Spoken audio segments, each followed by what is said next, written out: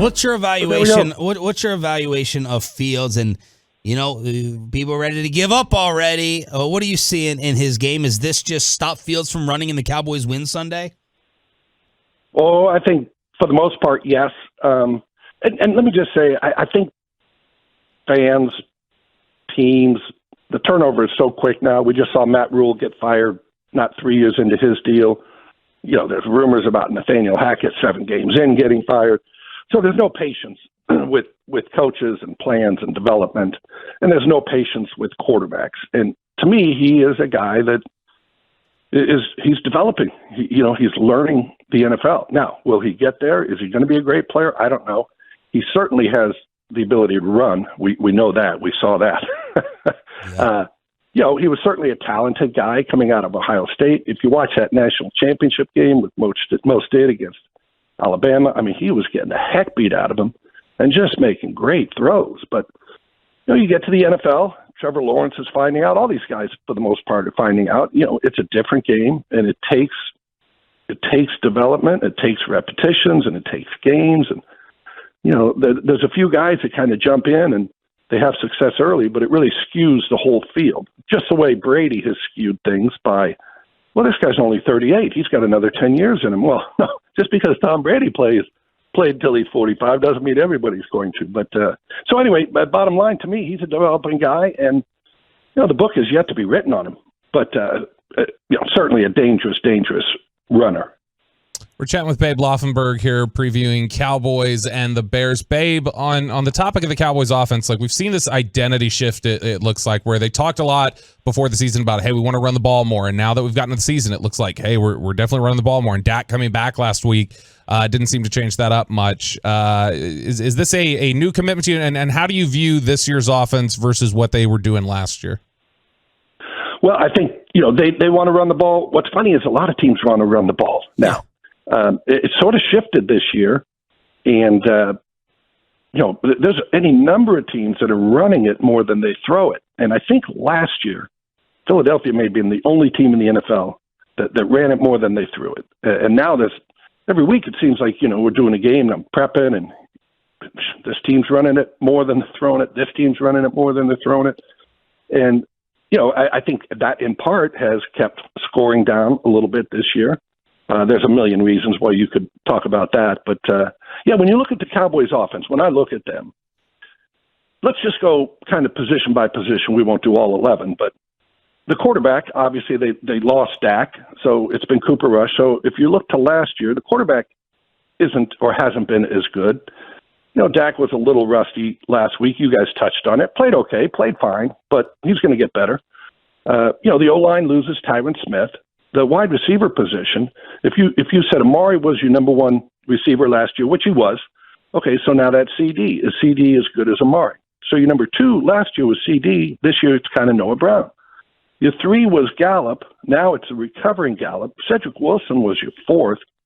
I couldn't even tell you who the 4th receiver is. So each one of those, 1, 2, 3, 4, 5 really, is not as good as what it was last year. Dalton Schultz has been hurt. So your tight end hasn't been as good. The only position I would say that's better this year is running back, and that's because they're giving the ball to Tony Pollard a little bit more. But so when you look at the overall picture of the offense, they're not as good because the guys playing those positions either are not as good or have not been as good. Babe Laufenberg here on The Fan. A lot of fans were not happy with these 3rd and 1 conversions or lack thereof against the Lions. What is your take on it? Oh, you're getting too fancy. Stop running people outside. Jerry came on Tuesday, said, I'm a fan of just, going ahead and taking it right up the middle.